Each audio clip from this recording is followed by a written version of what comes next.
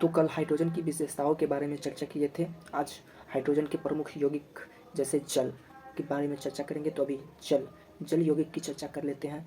जल एक हाइड्रोजन का यौगिक है, तो आज जल के बारे में चर्चा करेंगे।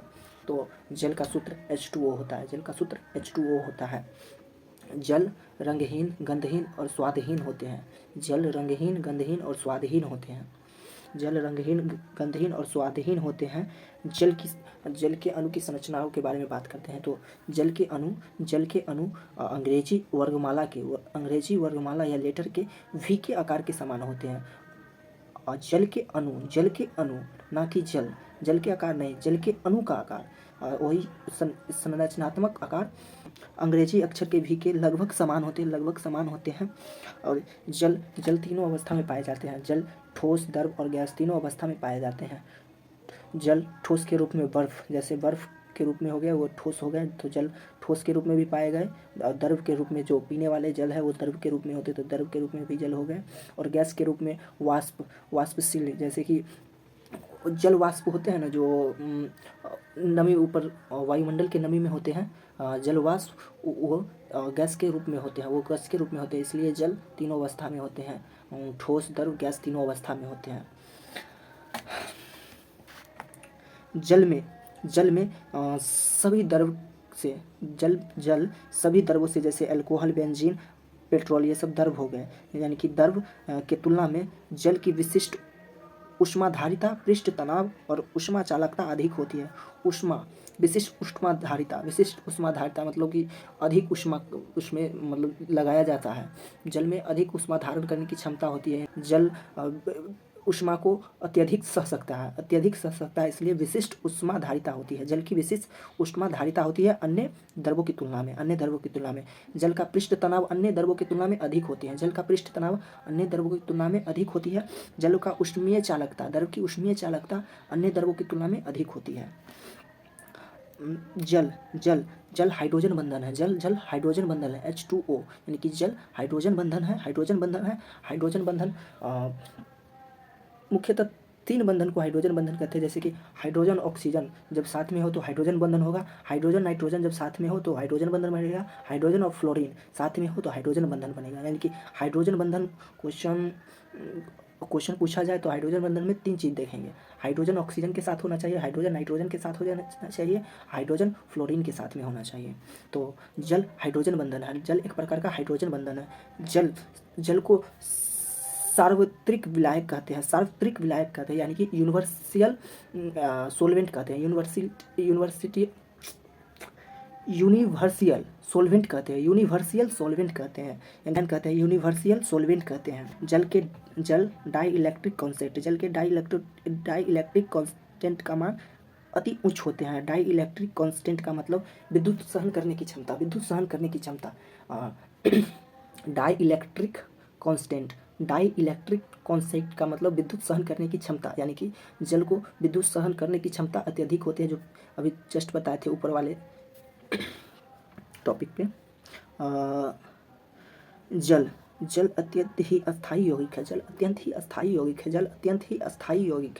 अस्थायी यौगिक यानी कि उसमें ताप बहुत अधिक लगते हैं, इसलिए जल अस्थायी यौगिक हो गए। अत्यंत ही अस्थायी यौगिक है। जल में ताप अधिक लगते हैं तब वो टूटता है। हाइड्रोजन और ऑक्सीजन में ताप अधिक लगता है, यानी कि अत्यंत ही अस्थायी यौगिक है। जल अत्यंत ही अस्थायी यौगिक है। जल शुद्ध रूप में उदासीन होते हैं। उदासीन यानी कि pH मान 7। जल शुद्ध जल उदासीन होते हैं, यानी कि pH मान 7 होते हैं।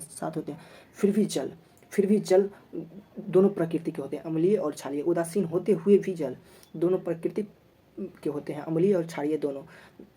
अम्लीय कब होगा? जब शक्तिशाली भस्म जल के साथ अभिक्रिया करेगा। जब शक्तिशाली भस्म जब जल के साथ अभिक्रिया करेगा तो अम्लीयता गुण प्रदान करेगा। इनकी शक्तिशाली भस्म जल के साथ अभिक्रिया करेगा तो अम्लीयता गुण प्रदान करेगा, अम्लीयता गुण प्रदान करेगा। जब शक्तिशाली अम्ल जल के साथ अभिक्रिया करेगा तो अम्ल करेगा तो क्षारीयता गुण प्रदर्शित करेगा। शक्तिशाली अम्ल जल के साथ अभिक्रिया करेगा तो क्षारीयता गुण प्रदर्शित करेगा। और जब शक्तिशाली क्षार्य जब जल के साथ अभिक्रिया करेगा तो अम्लीयता गुण प्रदान करेगा। यानी कि शक्तिशाली क्षारीय रहेगा तो अम्लीयता गुण, शक्तिशाली अम्ल रहेगा तो क्षारीयता गुण। जल दोनों प्रकृति के होते हैं, यानी कि अम्लीय क्षारीय ही तो हो गया। जल अवकरण भी होते हैं, अवकारक भी होते हैं, ऑक्सीकारक भी। जल अवकारक भी होते हैं, ऑक्सीकारक भी। जल अवकारक भी होते हैं, ऑक्सीकारक भी। ऑक्सीकारक जो ऑक्सीजन प्रदान करता है, जल अवकारक भी होते हैं, ऑक्सीकारक भी। ऑक्सीकारक वो होते हैं जो ऑक्सीजन प्रदान करते हैं, ऑक्सीकारक वो होते हैं जो ऑक्सीजन प्रदान करते हैं। अवकारक वो होते हैं जो हाइड्रोजन प्रदान करते हैं, अवकारक वो होते हैं जो हाइड्रोजन प्रदान करते हैं। जल को जब गर्म किया जाता है तो क्या क्या होता है। जल जब सामान्य ताप यानी 0 डिग्री सेल्सियस पर होता है तो जल द्रव अवस्था में होता है तो उसका आयतन अधिक होगा, मतलब जो भी होगा। जब उसको 4 डिग्री सेल्सियस पर गर्म किया जाएगा तो उसका आयतन न्यूनतम हो जाएगा और घनत्व अधिकतम हो जाएगा, यानी कि सिकुड़ेगा। 4 डिग्री सेल्सियस ताप देंगे तो जल सिकुड़ेगा मतलब कम होगा। तो आयतन कम होगा और घनत्व अधिक हो जाएगा। 4 डिग्री सेल्सियस पर जल का आयतन न्यूनतम हो जाएगा, यानी कि कम हो जाएगा, और घनत्व अधिक हो जाएगा। घनत्व अधिकतम हो जाएगा। आयतन न्यूनतम और घनत्व अधिकतम। आयतन न्यूनतम यानी कि कम होगा और घनत्व बढ़ेगा, आयतन कमेगा। 4 डिग्री सेल्सियस पर जब 4 डिग्री सेल्सियस से ऊपर ताप पर गर्म किया जाता है जल को, जब 4 डिग्री सेल्सियस से ऊपर ताप पर गर्म किया जाता है जल को, तो जल का आयतन बढ़ेगा। 4 डिग्री सेल्सियस पर जल का आयतन घटता है और 4 डिग्री से ऊपर गर्म करेंगे तो आयतन बढ़ेगा और घनत्व घटेगा। 4 डिग्री पर सेल्सियस पर आयतन न्यूनतम होता है और घनत्व बढ़ता है, लेकिन 4 डिग्री सेल्सियस से ऊपर गर्म करने पर आयतन बढ़ता है और घनत्व घटता है। आयतन बढ़ता है और घनत्व घटता है। यानी कि कुछ भी हो, मतलब क्वेश्चन में 0 डिग्री सेल्सियस से 10 डिग्री सेल्सियस तक जल को गर्म करे या 10 डिग्री सेल्सियस से 0 डिग्री सेल्सियस तक जल को ठंडा करे तो उसमें आयतन में क्या प्रभाव पड़ेगा। तो आयतन पहले घटेगा फिर बढ़ेगा। आयतन में क्या प्रभाव पड़ेगा, आयतन में कुछ भी क्वेश्चन हो 0 डिग्री सेल्सियस से 10 डिग्री सेल्सियस तक गर्म करे या 10 डिग्री सेल्सियस से 0 डिग्री सेल्सियस तक ठंडा करे तो आयतन में एक ही प्रभाव पड़ेगा, आयतन पहले घटेगा फिर बढ़ेगा। लेकिन घनत्व में उल्टा हो जाएगा। घनत्व पहले बढ़ेगा फिर घटेगा। जल दो प्रकार के होते हैं, सॉफ्ट जल और हार्ड जल। सॉफ्ट जल का हिंदी होता है मृदु जल। सॉफ्ट वाटर मृदु जल, और हार्ड वाटर कठोर जल। मृदु वाटर जो साबुन के साथ झाग पैदा करता है। साबुन के साथ झाग पैदा करता है और मृदु जल यानी कि सॉफ्ट वाटर। वही हार्ड वाटर साबुन के साथ झाग उत्पन्न नहीं करता है।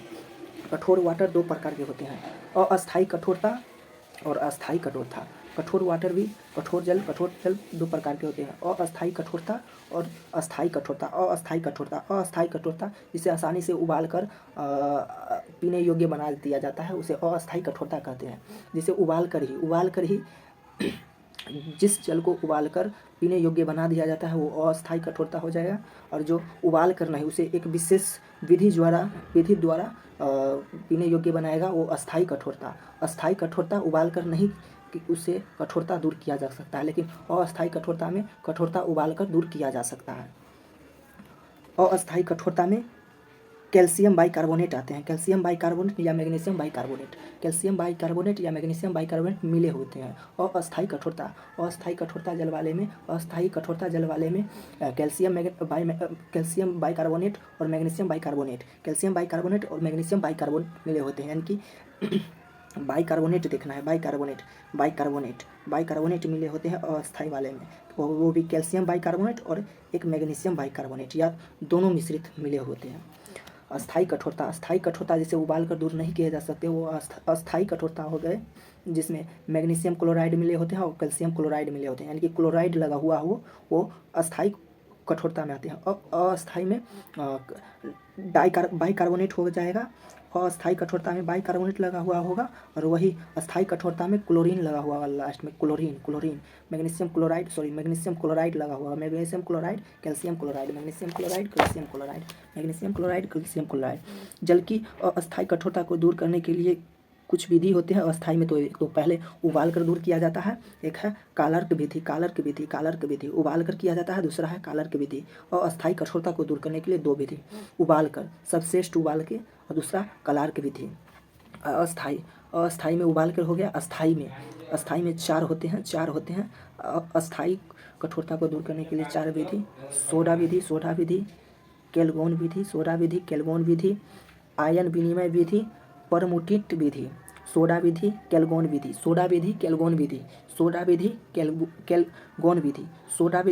विधि। पहला सोडा विधि, दूसरा केल्विन विधि, तीसरा आयन विनिमय विधि, चौथा परमुटिट विधि यानी कि अस्थाई कठोरता को उबालकर और कालर्क विधि द्वारा किया जाता है दूर, और अस्थाई कठोरता को सोडा विधि द्वारा, केल्विन विधि द्वारा, आयन विनिमय विधि द्वारा, परमुटिक विधि द्वारा। और दूसरा यौगिक, हाइड्रोजन के दूसरा महत्वपूर्ण यौगिक हो गए हाइड्रोजन परऑक्साइड H2O2, रासायनिक सूत्र H2O2, ये सब यौगिक हो गए। H2O हो गए जल, H2O हो गए हाइड्रोजन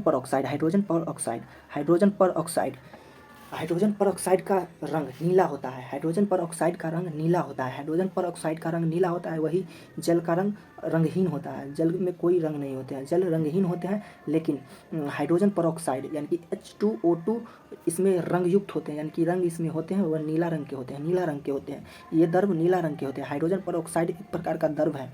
हाइड्रोजन परऑक्साइड H2O2 एक प्रकार का द्रव है। इसका रंग नीला होता है। यह त्वचा पर पड़ने पर, यानी कि ऑक्सीजन हाइड्रोजन परऑक्साइड जब त्वचा पर पड़ेगा तो ये मतलब घाव टाइप का फुंदी सा निकल जाएगा, यानी कि घाव पैदा करेगा।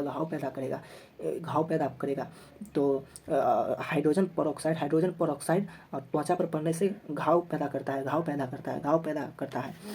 हाइड्रोजन परऑक्साइड अस्थाई होता है। वही जल अस्थाई था, लेकिन हाइड्रोजन परऑक्साइड अस्थाई है। लाइटें कट गया यार।